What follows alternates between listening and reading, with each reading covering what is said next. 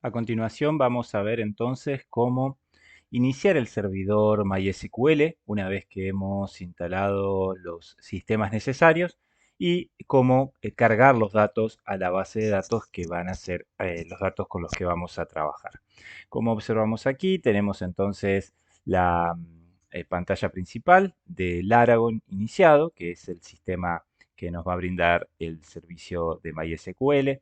En ese punto nosotros le vamos a dar clic en iniciar todo y tenemos que observar una cuestión particular, que es que el servicio MySQL esté marcado como Started, como observamos aquí donde estamos apuntando con el cursor del mouse. Además que el mismo esté trabajando en el puerto 3306.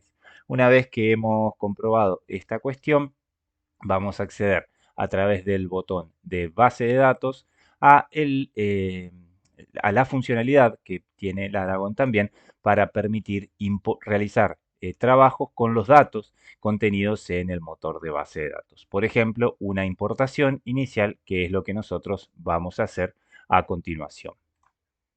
Una vez que hemos ingresado al espacio de base de datos, nosotros aquí lo que vamos a crear es una nueva sesión. Aquí ya tenemos creado una, pero si no fuese así, la vamos a crear, le vamos a dar clic en nuevo y a la sesión le vamos a llamar localhost para identificar el host básicamente al que está apuntando la base de datos. Cuando hablamos de host es básicamente la computadora, por simplificarlo, en la cual está instalado el servidor de MySQL. ¿No?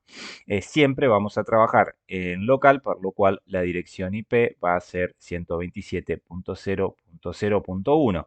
Si trabajáramos en una red LAN, por ejemplo, es decir, una red privada, nosotros podríamos estar trabajando con otro número de IP, como por ejemplo 192. Algunos números, o bien trabajar directamente con una dirección IP pública en la web, lo cual sería básicamente lo mismo, pero trabajando con otros servidores. Aquí nuestra computadora hace las veces de servidor también y por eso queda de esta manera definido.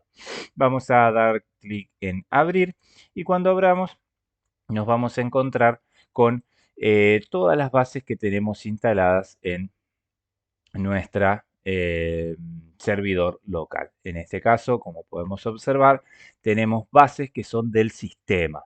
No tenemos aún creada la base de datos que nosotros vamos a utilizar para trabajar con Power BI. En adelante, todas las bases que instalemos en nuestro servidor local van a figurar aquí, aunque creemos nuevas sesiones, aunque con una sesión es suficiente. ¿Cómo vamos a hacer para crear la base de datos nueva? Y esto es lo importante.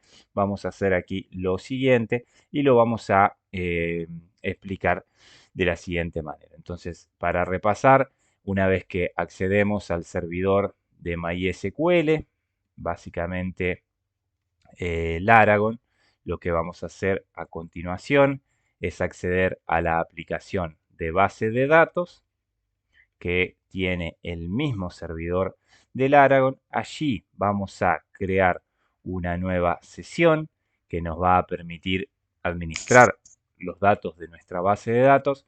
Y una vez que creamos la nueva sesión, vamos a crear una nueva base de datos. Y esto es fundamental porque aquí es donde nosotros vamos a tener volcados todos los datos de compras, de ventas y demás que nos interesa tener volcados. ¿Está? Una vez que creamos la nueva base de datos, vamos a hacer el volcado de los datos, así se denomina, que básicamente es la importación de los datos que tenemos en el archivo que hemos descargado. ¿Está? Entonces, lo primero va a ser acceder al servidor MySQL, luego vamos a acceder al administrador de base de datos que tiene incorporado el mismo servidor, luego vamos a crear una nueva sesión, vamos a crear una nueva base de datos y finalmente vamos a hacer el volcado de datos. Una vez que hacemos esto, ya podemos tener en funcionamiento correctamente nuestra base de datos sin ningún problema. Bien, vamos entonces a continuación a ver la cuestión de la creación de la base de datos. Para eso vamos a hacer clic con el botón derecho del mouse en la sesión es decir, en la sesión que hemos creado que se denomina localhost, y vamos a ver que en el menú desplegable nos ofrece la creación de una nueva base de datos. Hacemos clic en base de datos y aquí le vamos a llamar de la manera que querramos, en la medida en que nos permita identificarla luego a esta base de datos para trabajar con Power BI. Si le llamamos contabilidad, en adelante los datos que vamos a necesitar para acceder a contabilidad justamente va a ser ese. Le damos clic en aceptar y vemos que se ha creado aquí en nuestro sistema una nueva base de datos que se denomina contabilidad. Lo que vamos a hacer es hacerle clic para que quede marcada en negrita y ya a partir de este momento estamos en condiciones de poder cargar los datos que necesitamos.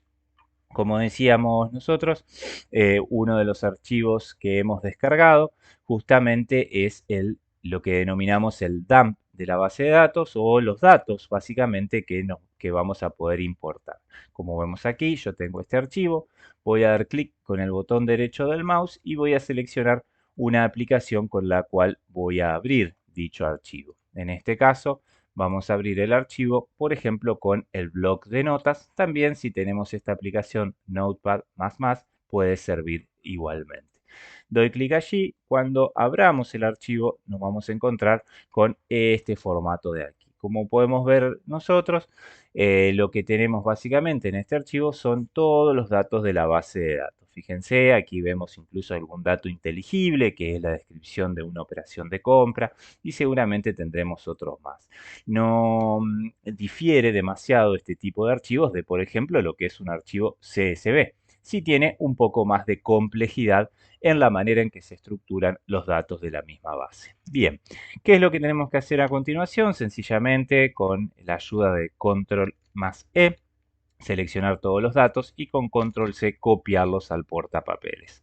Vamos a cerrar aquí, vamos a cerrar la carpeta donde teníamos descargado el dump y nos volvemos a el gestor de la base de datos que nos provee el Argo. Siempre que nosotros trabajamos con datos en SQL, que es el formato estándar que estamos utilizando, lo que nosotros básicamente vamos a estar haciendo es, de alguna manera, trabajar con ejecuciones o con lo que se llama consultas. Para eso, nosotros tenemos aquí en el gestor de datos la pestaña consulta que está graficada con un signo play y un espacio de texto donde nosotros podemos realizar consultas como tal. Una consulta es una manera de acceder a los datos o editar los datos estándar en SQL. El contenido que nosotros copiamos del archivo que abrimos con el Notepad justamente es una consulta SQL, por eso es que a través de el acceso al portapapeles vamos a pegar su contenido en este espacio de consulta. Como vemos, se ha copiado todo lo mismo que teníamos en el archivo que abrimos con el bloc de notas. ¿Está? Y aquí están todos los datos. E incluso, a diferencia del archivo del bloc de notas, aquí ya aparecen con algún formato particular, donde nosotros podemos ver que se listan todos los datos de nuestras tablas. Por ejemplo, aquí puede observarse que mediante este código se está creando la tabla clientes. Entonces, a la cual, por ejemplo, vamos a tener un nombre, un apellido y un DNI, y luego se vuelcan los datos de los clientes. Por ejemplo, acá aparece María Ledesma o Juan González con sus datos. Como vemos, no es más que una tabla de datos que, que una serie de datos que van a servir para completar nuestra tabla.